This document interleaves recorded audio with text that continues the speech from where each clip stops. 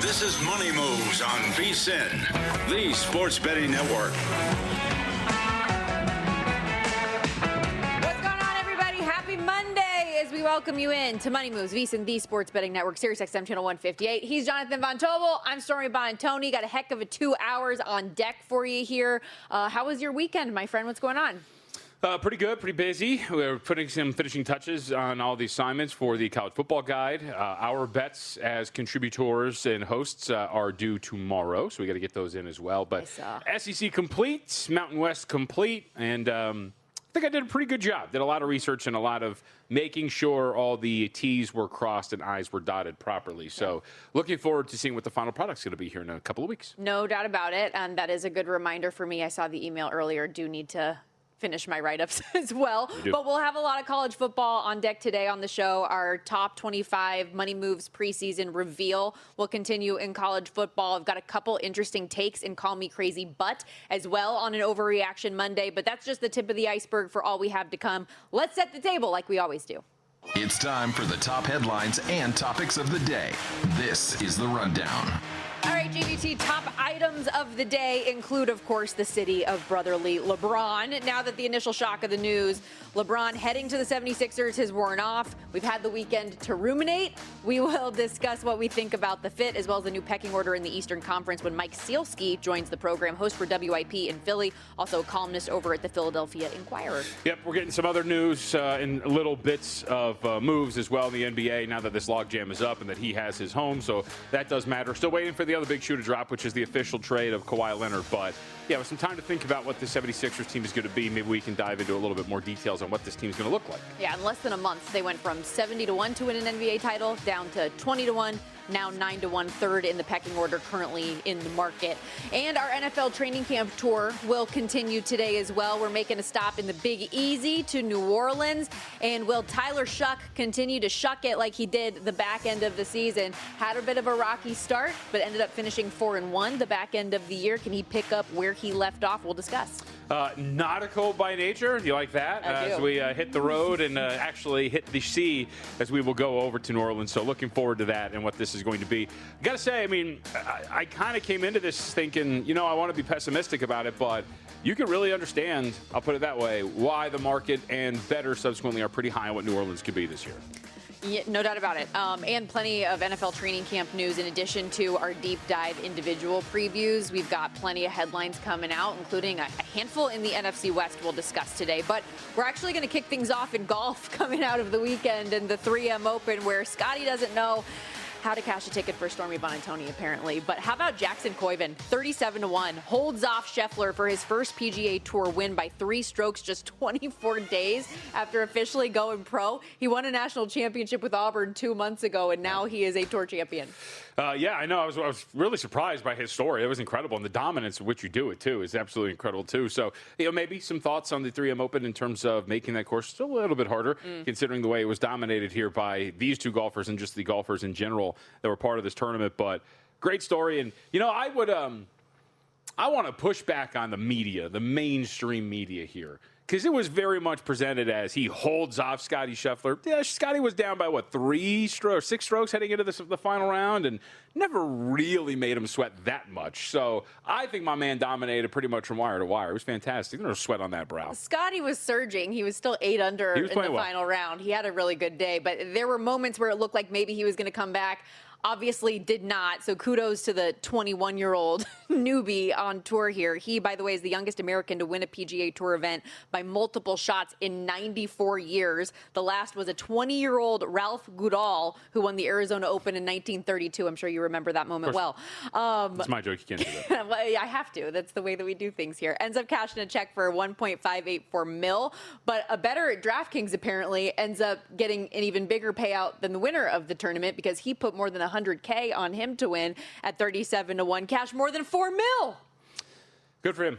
Why didn't anyone give me the heads up? I was going to say, not me, though. How about that? Not me at all. So good for him. Good payout. You always like to see these, and I hope that they're going to use that money for good. I'm sure they will. I do want to take a second, though, to listen to what Jackson Koiven had to say after the round, because especially as we have the conversation about what we know Scotty has been able to do in some of these late rounds and could he continue to make a push, Jackson was certainly feeling it there for a moment. Definitely had some nerves coming down on 18, but, all throughout the crowd, I kept hearing Scotty's coming, and I just tried to tone that out and keep playing the golf I knew I could, and was able to find some good putts coming down the stretch. I just love this game. I love golf. It's everything I do. I have a tough time getting away from it, but like I said, it's been love at first sight, and just want to say thanks to my parents for helping me get into this and supporting me throughout the entire journey. Is it fair to say this is just the beginning? Yes, ma'am. Just the beginning. Dominance, trust, confidence, Jim Nantz. And, she used the word dominance there. You said it as well. That's actually, as part of the interview, he said that's written on his glove. That's one of his I'm laughing because I watched this whole interview here, and because he says at one point, I came up with the word dominance at one point. I'm like, well, he didn't come up with it, but and I'll say to my point about, Scotty never really having a shot. After Colvin came out and birdied the first hole, his probability, according to Data Golf, went all the way up to 66.7%. Yeah.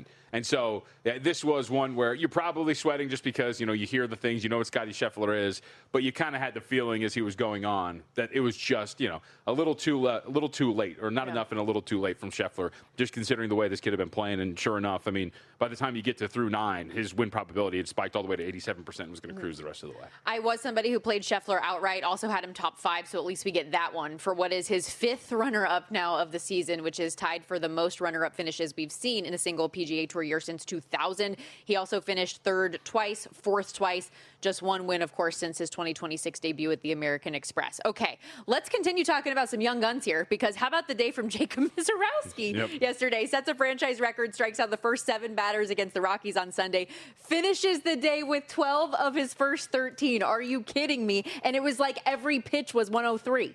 I think almost every single one was, right? So that's going to be, look, we've talked about this, and remember, too, for those who don't remember, they had spaced his start out. It was 6 days between because they wanted to get him a little bit more rest, and it seemed like that was the case. I think he even said afterward that the legs felt a lot better, so you're not too worried about that. Obviously, the takeaway now is, with a dominant performance like that, is this new strategy, and if it's going to continue, of spacing his starts out, because he also still only pitched 5 innings, right? Less than 90 pitches as well. Is that limited workload that he is going to undertake? Stretched out starts and fewer pitches and innings. But if he's still dominating to this stretch, even in those shorter outcomes and in those longer rest periods, is that going to be enough for him to win this thing? Because he's still well under $3 right now. He's minus $260 when I looked to win the National League Cy Young. $3 DraftKings right now. Okay, so at FanDuel you can find minus $260, and we brought this up last week. There's 2 paths you could take. It's, all right, let's start hunting for prices, or now, since this market has dipped, is it actually time to really think about laying $260 with Jacob Mizorowski, because he is still going to do just enough to win this thing? 12 of 13 sitting them down is absolute wild behavior. And I do have the exact numbers on the speed. Reached 100 on 66 of the 83 pitches, which was another record. 33 fastballs of at least 103, which is more than twice the number of anyone else in a single game since tracking began, and hit a top velocity of 104.7. To your point, though, about the odds board, Zach Wheeler plus 750, Christopher Sanchez plus 850, Chris Sale 9-1, Chase Burns on the hill today. He's a 20-1 shot if you're looking to get ahead of a number, perhaps. But a lot of big payouts available if you don't think that either what he's doing is sustainable, or, to your point, maybe just the workload changes so much that it creates value on someone else. Yeah, and Wheeler's on the hill today too, so that's going to be a big one to monitor, because he has been, as we have talked about a lot, and everybody on the network has, in really dominant form, and he gets to face the Marlins. So one would assume, I know Justin likes him to, Justin, I'm not putting words in your mouth, our producer, likes him to lead today in strikeouts, right? So you could, and he's up there to do it at plus 325. So if he pulls that off, the resume is only going to get more impressive for Wheeler as well. And he seems to be the legitimate contender. It's going through some of these names that you're looking at for the NL Cy Young. You mentioned a couple of the ones at the top. Sale had a good day against your Padres on Thursday last week. 3 earned runs, struck out 11, only walked 1. Yamamoto on Saturday gave him 6 innings, gave up 1 earned run. Not the sexiest numbers, but still 6 with 1 earned run, and continues to be very consistent. That was on the road against the New York Mets. And I think Christopher Sanchez has all but eliminated himself from contention here. Pretty average outing on Saturday. Gave him 6 innings, 3 earned runs, 6 strikeouts to 3 walks, and 101 pitches versus the Yankees. Very clearly at this point, Sanchez's resume is behind Wheeler's. So I don't know if he's eliminated himself from contention, or at the very least, you're not looking at him ahead of a Wheeler as long as Wheeler's continuing to do this. So I feel like we're coming down to a 2-horse race, but one of those horses still has a very strong lead. Yeah. Just pick picked up the poly market numbers as well. Jacob Mizorowski sitting 75% right now. This market's got more than $1 million in liquidity in it too, so there is a lot of bets that have come in on this. And to your point about my Padres, yes, I know that they've been struggling.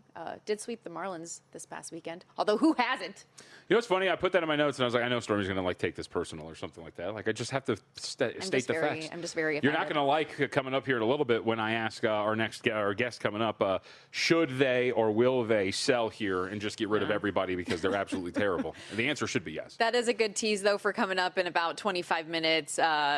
Baseball writer John Perrotto is going to join the program. So, yes, a lot of trade deadline questions, including, of course, the biggest question in Tarek Skubal and what's ultimately going to happen with him, as the Tigers just dropped 2 more games against the Royals over the weekend. So this week, from that standpoint, with what Detroit is ultimately going to do, whether it's pulling the trigger on sending him away and just accepting your fate, or if you still want to push 50 and 56, looking ahead to the back half of the season, it is not a great spot to be in right now. No, it's not. And we also have a big baseball game coming up here in about 20 minutes.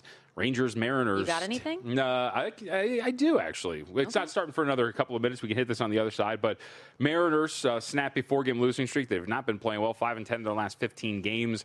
If they lose this, they will drop 3 of 4 to the Texas Rangers in a big set for Texas. For those who don't remember, have a lot of futures on the Texas Rangers. So would very much like them to take the series. I don't know if they will today. Okay, well, let's hear your full thoughts when we come back. Also, like I said, lots of NFL training camp news to get to. By tomorrow, officially, all 32 teams will have had veterans reporting. So we'll get into it all when we return. Just getting started here on Money Moves, VSiN, the Sports Betting Network.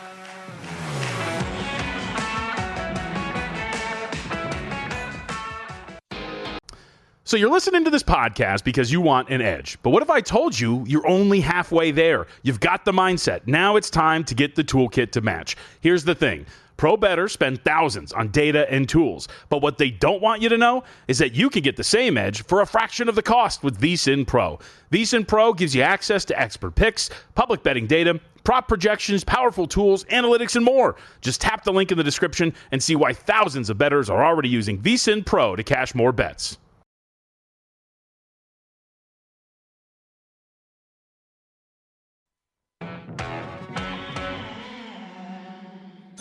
You're watching Money Moves here on VSiN, the Sports Betting Network. Back here on Money Moves, Stormy, Buonantony, Jonathan Von Tobel with you. We do have a little day baseball that's going to get underway in about 20 minutes or so, JVT, and you mentioned it briefly before we hit the break. The Mariners and Rangers going head-to-head here for the finale of a 4-game set. Seattle won yesterday after dropping the first 2, looking for a split here today, and are favored to do so on the road with George Kirby on the hill against Kumar Rocker. Yep, last start for Kirby at home against Cincinnati Reds. Had pitched well, 3 hits over 6 innings, 6 strikeouts, 1 walk. He's pitched at least 6 innings in 6 straight starts. So you can look at total runs or total outs if you wanted to. Heavily priced, though, to over 17.5, like minus 210. The expectation he's going to be out there for a while. He's pitched well on the road, too. 3.14 ERA, 2.82 fielding independent away from home, and his last 4 in general, sub-2 ERA, 3.97 expected, so maybe a little bit of hard contact, give it up there, but Kirby's in pretty good form is the whole point. Kumar Rocker on the other side, though, getting the start, has not pitched well at home, and this kind of leading to, I'll sweat this out while we're on the air together, home split, 61 innings pitched, a 4.43 ERA compared to a 3.60 on the road, 4.70 fielding independent out there in Arlington. Would expect that maybe that continues. Over 2.5 earned runs through Kumar Walker at plus 110 was the play for me today. Okay, beautiful. Love a live sweat on the air when we can get them. We don't all the time, and this is kind of the time of year where we're going to need them, right? Yes, I would hope. And so the hope is that Kumar Rocker gives up 3 earned runs, but then George Kirby gives up 4, and then the Rangers can win the game. So I would really like that. So that your future can still be looking better. From 1.5 game lead, though, in the AL West. From the Mariners to the Marlins real quickly, their losing streak out to 12 straight now, franchise record-setting skid. And I wanted to bring this up because I thought this was absolutely fascinating. Not only are they on a 12-game skid, but their minor league AAA club is also on a 12-game skid right now. The Jacksonville Jumbo Shrimp also can't win a game to save their life. As a minor league guy, I figured you would enjoy that. Yeah, well, I enjoy these leagues. These leagues are the logos that some of these teams have, and Aviators baseball is something you got to keep track of as being part of the local market, but do not put that evil on me of me enjoying minor league baseball. Well, the Marlins, the real ones, are dogs again today with Tyler Phillips at home taking on, as we mentioned earlier, the aforementioned Zach Wheeler and the Phillies, who are around $2 favorites going into this one. But okay, from baseball to the National Football League, the preseason's just a couple weeks away. Do want to remind you, it's your last chance to lock in some early bird pricing on our football special, just $175 right now. The price does go up next week, so now is the time. As a part of being a full VSiN Pro subscriber, you get access to our NFL betting guide that's got all your favorite VSiN show hosts and analysts, futures plays, win totals, division races, and so much more. Then August 3rd, the college football betting guide is also coming out with previews of every conference, all 138 FBS teams, power ratings, everything you need. It's a one-stop shop. VSiN.com/subscribe right now. By tomorrow for the NFL, all vets will have officially reported to their respective training camps. And we've got lots of news in the NFC West over the weekend, including a contract finally done for a starting quarterback in the division. Jacoby Brissett gets the deal done. $15.5 million guaranteed on the reworked deal, $21 million with incentives. No new years added to the deal, so he's still going to be an unrestricted free agent at the end of the season, which that to me is, I don't know why this took so long. If you weren't negotiating term, why didn't you just give the guy a little bit more money? He's a starting quarterback in this league. It's a one-year thing. You can't – I get it from Jacoby's perspective, right? If I'm supposed to be your starting quarterback, I need to be able to, like, hold my head high and feel a little bit respectable with my salary, no? I guess to an extent. Look, nobody's going to be a bigger Brisket fan than I am. Former Indianapolis Colts starting quarterback, pulled us out of the dark times, was the starting quarterback for the Colts the year that Andrew Luck decided to retire. So I do enjoy Jacoby Brissett. Having said that, I would have said see you later. I mean, like, in all seriousness, what is your goal as a team if you're the Arizona Cardinals? Your goal is development and trying to see what you have on this roster. That's my favorite phrase. Down the stretch of the season from week 14 on, he was mundane, constantly putting the ball in danger, had committed quite a few turnover-worthy plays, really was, you look at it, well under 7 yards per attempt over the last 5 games of the regular season. Just don't understand what you really want here if you're looking at the Arizona Cardinals. And as I have stated, potential rookie of the year on the roster in Carson Beck. I'm tired of this nonsense. Seriously, if you're a team like the Cardinals. It's just a bridge to give him an opportunity to learn a little bit. That's what it is. You and I argued about this last week. Like, what is LaFleur? When is LaFleur going to walk into this building during the next 7 months and going like, oh, wait, hey, Carson, you look a little different. Let's just see what you got this week. You look ready, buddy. No, it's not about that. It's about the team around him. Well, that's what I mean, though. But, like, who cares? What your goal here is development. What if Carson Beck's going to be good? We know what Jacoby Brissett is. And I'm sorry, if somebody ever tells me again that Gardner Minshew should try, like, no, we're done. We know exactly what this is. I think that, because I'm more of like the mentality of you can kill 2 birds with 1 stone. You could try to develop Beck while also potentially being one of the teams that's going to pick to the top of the draft if you so choose to replace him if he's not really that good. I just don't get the desire to give money and starting time to a guy like Jacoby Brissett, where I will ask you this, the perfect season for the Arizona Cardinals, if it's the perfect season from Jacoby Brissett, what is your ultimate outcome? What are we really talking about? No, it's fair. 6, 7 wins? Probably. And that's like the ultimate, everything went right for us, and Brissett was the best version of himself? Sure. You know? Well, I think, to your point on paying him, but again, it's like $15 million is a drop in the bucket. It's not a bit. I don't care about the money. He was entering the season making 5.5. I don't care about the money. I'm talking about the role. Like, I would just say, see you, man. I think this is going to be just like the situation last year in New Orleans. Like, we're going to see Carson Beck just like we saw Tyler Shuck. He's probably going to finish high in Offensive Rookie of the Year voting if he ends up actually performing well as a quarterback, but not going to win it. That's said. We'll talk about the Saints a little bit later. But the Cardinals expected to be the worst team in the league this year. Lowest win total at 3.5. You are getting juiced to the over, though. So, like, the expectation is that they can get to 4. They're a 100-1 shot in the division. Longest shot for the Super Bowl, shortest shot for fewest wins. So those are the expectations. Let's go from worst to first, though, in the National Football League in terms of your favorite. The Super Bowl favorites as well in the Los Angeles Rams. Head coach Sean McVay said Aaron Donald is, quote, putting his body through rigorous tests right now on his own to see if he feels like he can handle what an NFL season would bring. Added that he feels like his body, if his body could handle it, there's a very real opportunity he comes back and plays opposite on that defensive line with reigning Defensive Player of the Year, Myles Garrett. I feel like with the LeBron saga in the background now, this is the new, when are we going to get the confirmation one way or another? If he does ultimately come back and play for the Rams, does that move the needle from an odds perspective, or is that just already assumed that he's going to be there? No, I mean, so how many years has he been off? Two, right? I just wonder. So first off, to answer your question, maybe there's like a small change in the odds just because people will be like, hey, Aaron Donald's back. Let's bet the Rams and thus, stave off some of the liability that you might get. But in terms of the true probability that he adds to this team, it is a massive question. After a lot of time off, what exactly does he provide? We know what he was, but I don't think it is safe to assume that he will be what he was. He's, 35 years old now? Yeah, when he comes back. And maybe the role, and here's the other part, maybe the role is just going to be smaller. Let's assume he comes back. Why are we assuming that he's going to be the guy that was playing every single snap and being the same? What if he's coming back for the sole purpose of getting his body right and ready for a potential postseason run, and he's not going to have the same regular season impact? Snap counts, limits on how often he's going to play, rotational spot, things like that, because he has been off for so long. I would assume if he came back, wouldn't it be kind of like a Von Miller slow roll where, isn't like an impact really play at the beginning of the season, but then once you get closer to the postseason, really draw him in and see what that looks like.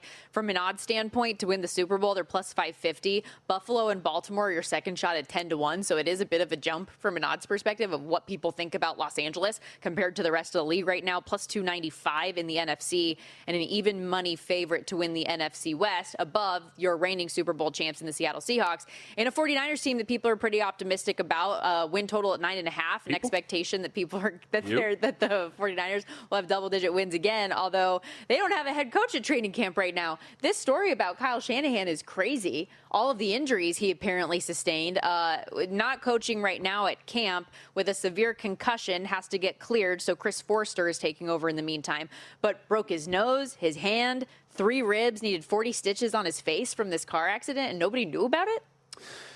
Yeah, there's a lot there, at least in terms of the information and nobody really knowing about it for a long time, but that's another story for another day. I mean, it's for another program. Yeah, I think for the whole point here, I think, is just they'll be fine. He'll come back at some point. He'll be able to coach. I think that as long as, because he has been there for so long, pretty much everything's in place. I think everybody knows how to take care of themselves. They're adults. The staff knows what they're going to do here. So I'm not really too worried about them from a training camp or preparation standpoint. I think the bigger, news to an extent, if we're talking about just purely football, was obviously Nick Bosa. Dude, you see some of those videos? In a very good mood after a certain firing at ESPN, has now looked very, very healthy and very, very spry coming off of this knee injury. How long had it been since Bosa actually posted on social media? It had been a while. And then that's when he posts. So there you go. But I will say, from a football standpoint, dude looks great. Trent Williams, this quote from him: I can't tell he had an injury and came back from anything. Most people with an injury that catastrophic, you can see something like atrophy in the leg. Bosa looks better than he did before he got hurt. Those are the things we like to hear entering the season. I mean, would you hear anything else from a teammate? Got to tell you guys, leg looks cooked. Of course not. No, but you would see people like he's easing back in. He looks awesome. Yeah. And I know you are down on my team. Yeah, well, but when they eventually trade for Max Crosby and he and Bosa together will be a very formidable tandem. Is that something that I'm missing here? Oh, yeah, no. I mean, that's the team that is potentially going to go get Crosby here before the season starts. Do you think that'll actually happen? I think it is more likely than most assume it to be. Interesting. Yeah. I've kind of shot that down pretty early. We have this upside here on Money Moves. When we come back to the MLB, we go. Baseball writer John Perrotto joining us next to talk MLB trade deadline.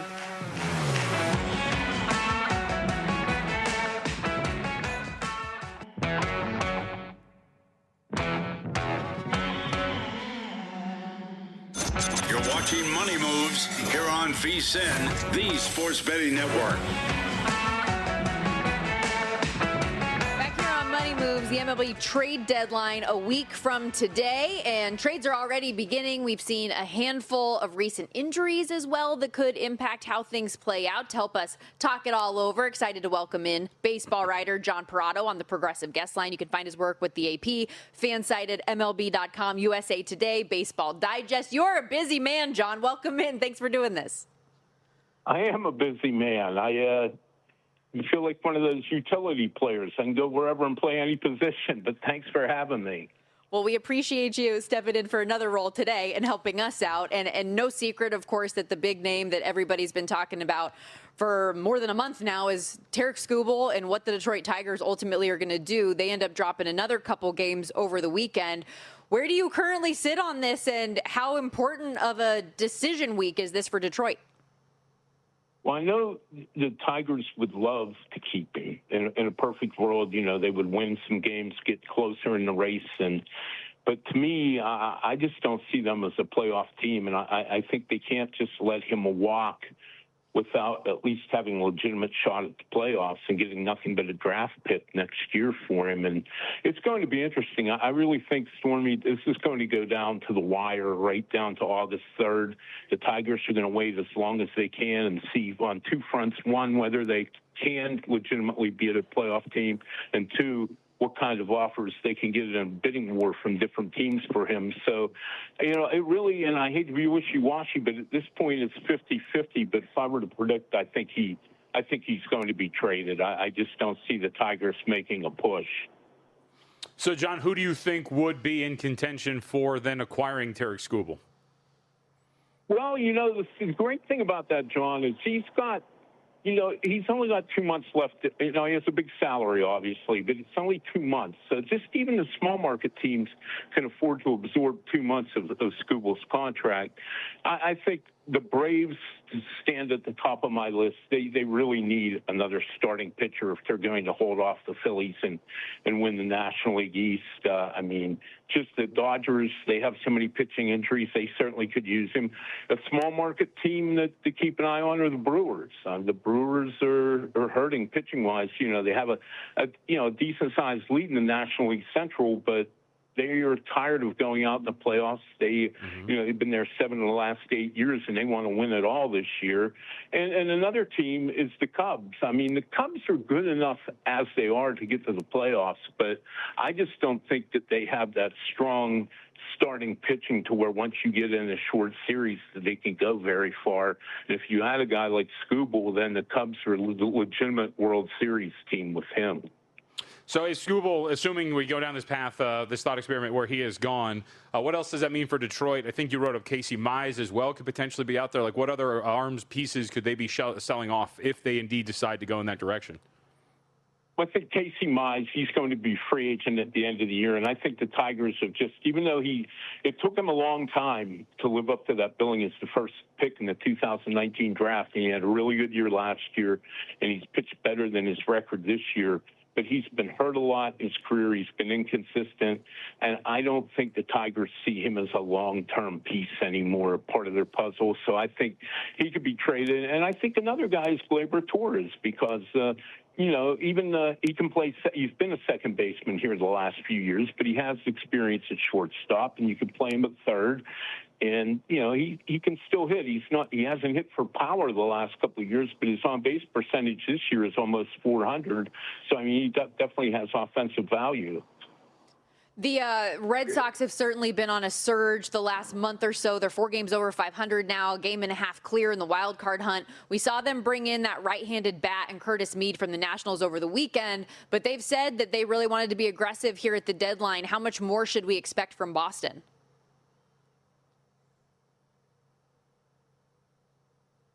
Like basically every team need another reliever. I think they're okay starting wise. I don't know if they necessarily need to add a starting pitcher. Certainly not a number one type starter. Maybe a mid to late rotation guy. It's amazing. A month ago, everyone was speculating, including me, who they're going to trade. Sonny Gray for sure. Their oldest Chapman seemed certain that he was going to leave, and now that they've gone from being about a week or less from a teardown to all of a sudden trying to get into the playoffs, and they've got a decent shot, especially if they make the right moves here in the next few days. All right, Stormy's not going to like this. No. But some of the high-end closers, bullpen arms that are available, Padres have some pretty interesting names, a name. What are some of the big high-leverage arms that are going to be available here at the deadline potentially? Well, Mason Miller obviously is the one that comes to mind, even though the Padres have kind of scrapped their way back into contention by finally hitting for the first time all year. But, A.J. Preller always does the unorthodox, and if he can get a bundle from Miller, then I think he'll let him go. That's the main guy on the Padres to me. They have a couple other relievers. One that comes to mind is Adrian Morejon, who as a good lefty and somebody you could get something good back for him. But it seems right now that, Mason Miller's the guy in play for San Diego. And like I said, A.J. Preller, he pulled a stunner to get Miller last year at the deadline, giving up Leo DeVries, who was the number 3 prospect in all of baseball at that point, and 3 other prospects for Miller. So, he's liable to do anything, and he's one of the more interesting GMs in the major leagues, and sometimes he's very hard to read. So the Padres can go in a lot of different directions here that maybe we don't even foresee at the moment. Great start to the season, but boy, if they crash and burn. I personally, as a Padres fan, was hoping that this sweep of the Marlins would really catapult them into the next portion of the season, but I don't think that those dreams are going to come to reality. What about C.J. Abrams? What do you think ultimately ends up happening with him? Washington's in a tricky situation. I mean, they're not out of the race. I mean, they got some ground to make up if they're going to get to the playoffs. They've exceeded all expectations, including, I would say, internally. I don't think they expected to contend this year in Paul Taboni's first year as the general manager. Abrams, he's under contract for a couple more years, and in a way, if you're Washington, you're thinking, wow, we can build around him and James Wood. But I think Washington realizes they're really a couple of years away from being seriously a good team, and I do think they know Abrams could get a lot of talent back in return, a lot of young talent, because, he's been a good player pretty much ever since he came to the big leagues, but he's really broken out this year, and he's learned he's quit chasing so many bad pitches, and it's translated. He's got 25 homers and like 75 to 80 RBIs, somewhere in that range, and you can get a lot for a guy like that. But because he has 2 years after this year, if they don't get the right deal now at the deadline, I can see them holding on to him and waiting and trying to get in the winter when they could think they would get more for him.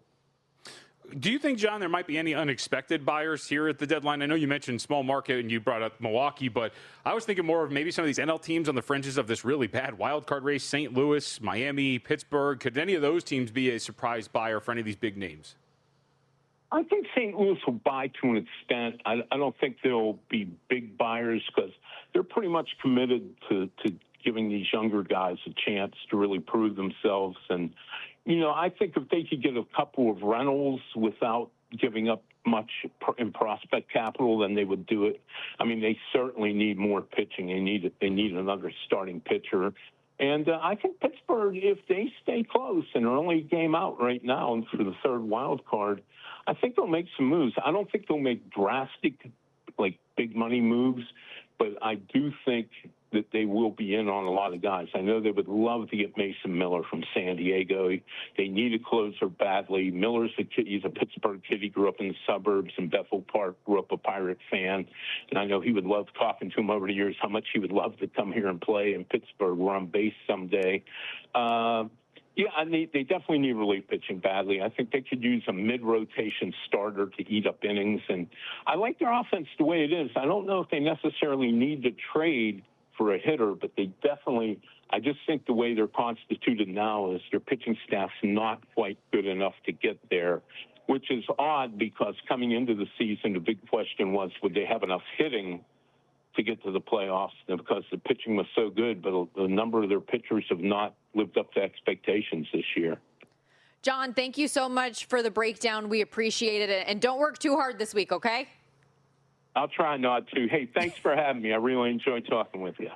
You're awesome. John Perrotto, everybody, doing a great job covering Major League Baseball all over the place. Like we said, again, the AP Fansided has a tremendous breakdown right now of the 20 biggest MLB trade deadline candidates up at Fansided. But Baseball Digest, MLB.com, USA Today, he's all over the place right now. You can also follow him on X at @JPerrotto. You just had to ask him, didn't you? John to John. Yes, I had to ask him about the most important reliever potentially on the market. But you didn't even set it up that way. What do you mean? I said you're just going to hate it. And then what are some of the big name relievers that are going to be available? Miller, we're going to miss you so much, bud. We are underway, by the way, between Texas and Seattle. So we are watching this. For those who don't remember, Kumar Rocker over 2.5 earned runs will be the watch here today. All right, we got to step aside here real quickly. It is an Overreaction Monday when we return. Oh, my gosh. One of the most ridiculous prompts I've ever seen. We got a couple strong opinions for Call Me Crazy, but one of which JVT specifically wanted to write. It was so ludicrous that Stormy's already leaking confidence in the tape. You're insane. Before the show You're starts. So dramatic. We'll be right back.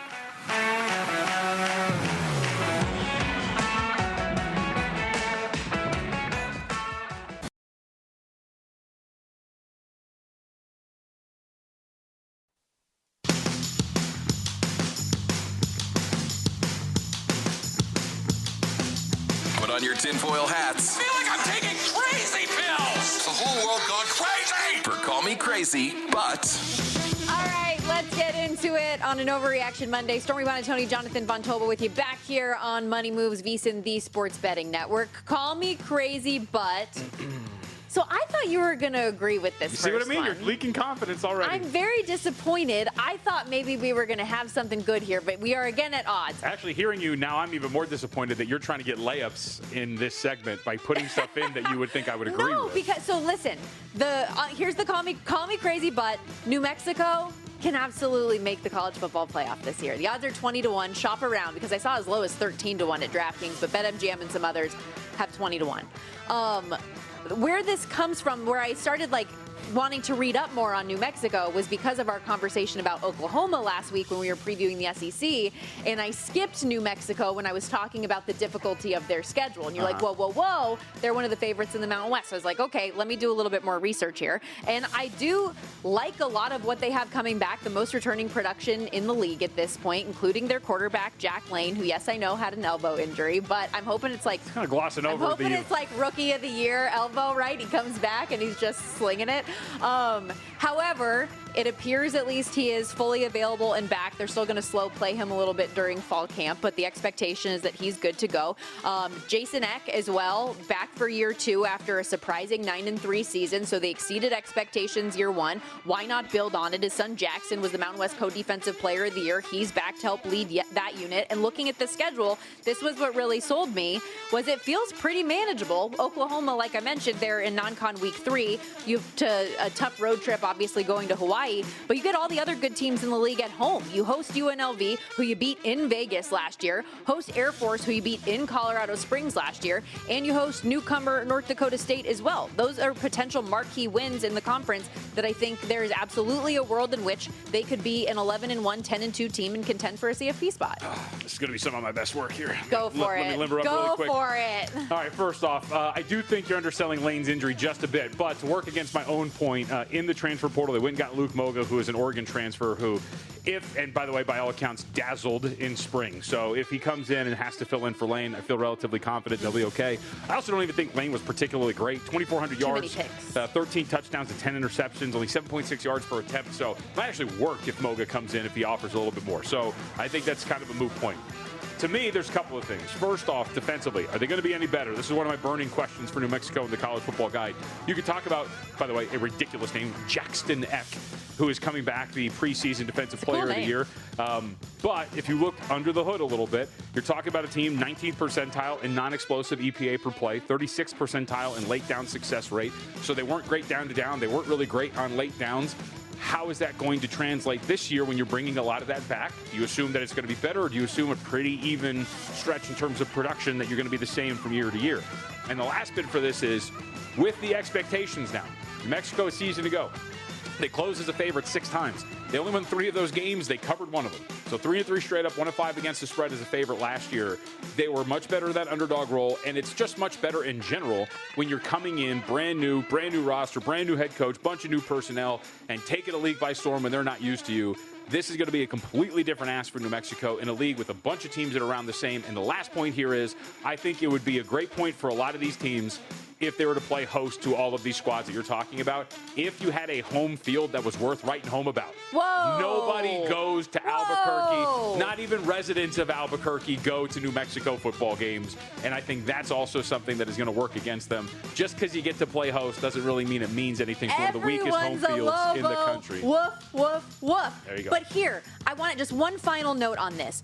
I think more than anything else, given the value of this at 20-1, it's worthwhile to take a shot, considering I am somebody who thinks that G6 spot in the CFP is relatively wide open. When you look at the odds, Boise State is plus 450, Navy's plus 750, UNLV, who New Mexico is a co-favorite with in the conference, is 10-1. So at 20-1, I think that is absolutely reasonable and realistic that could happen. The G6 spot is a lot more open than people are giving it credit for right now. I come from the mindset of, I think the Mountain West in general is just going to cannibalize itself, because I think all 5 of these teams are all around the same thing. Speaking of what do you think about North Dakota State alt under 8.5? I'd be down with it. I think so too. Yeah. Plus 140, plus 150. You know, and you actually, because I throw my burning questions at you, one of the ones that you liked that you thought was unique, the way that I put it was, you know, is the lack of talent in that transfer portal going to burn them? You know, North Dakota State, they did not hit the transfer portal. One of their 3 Power 5 transfers, Power 4 transfers, was a freaking punter.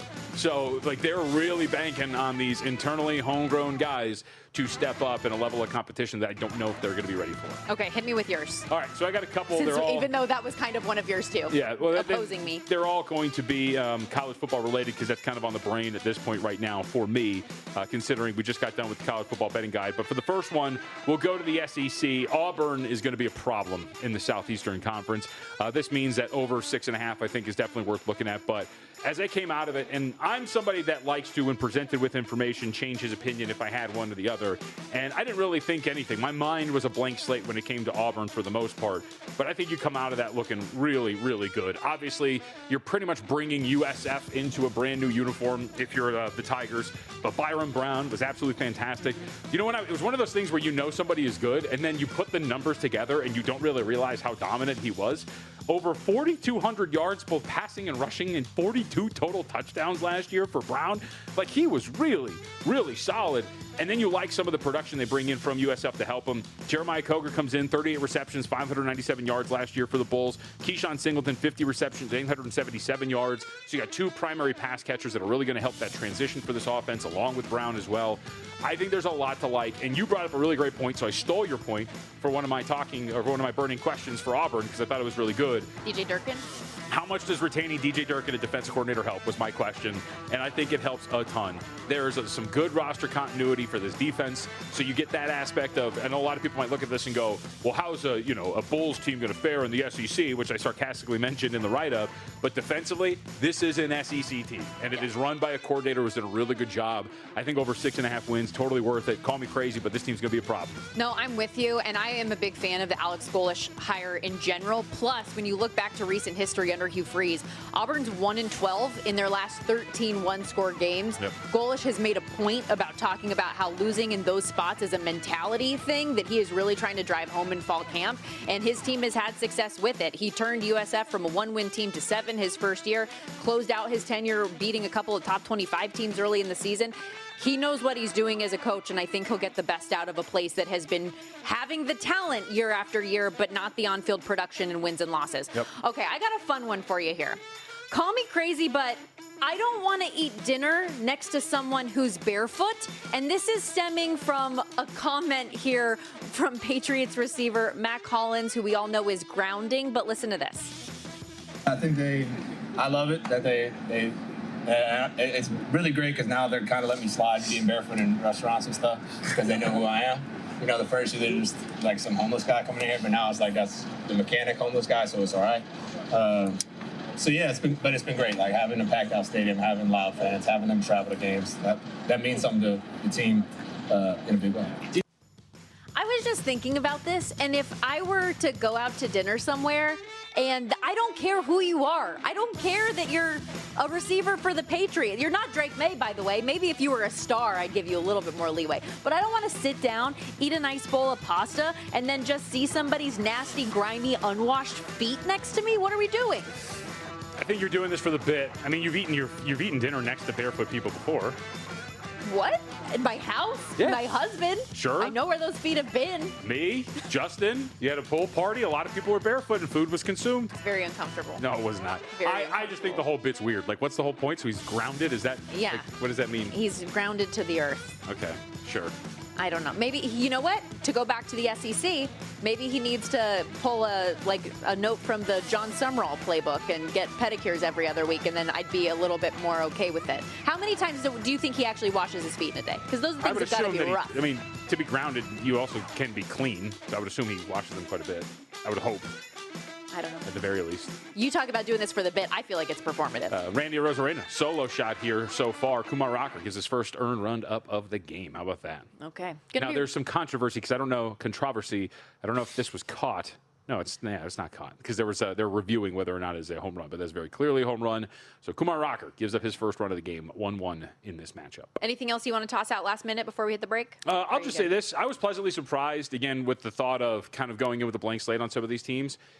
Tennessee's got a lot going for it on offense. I think the real question is just going to be at quarterback what that looks like for them because, you're starting a true freshman, or the assumption is going to be that you're starting a true freshman in Faison Brandon. And so if he hits, there's some real potential. But I didn't really realize until I got into some of the write-ups how much they're really bringing back in terms of the skill positions.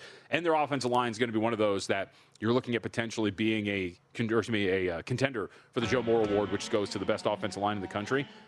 One of the ways that I was going to put it for Call Me Crazy was they're going to see they can make the CFP, kind of your line with the New Mexico bit, if their freshman quarterback hits. That is a great reminder, though. JVT did a great job writing up the SEC and the Mountain West for our college football betting guide that is just a week away from reveal. If you want to get the guide and unlimited access to everything we do here at VSiN, head over to vsin.com/subscribe last couple days for our football season special.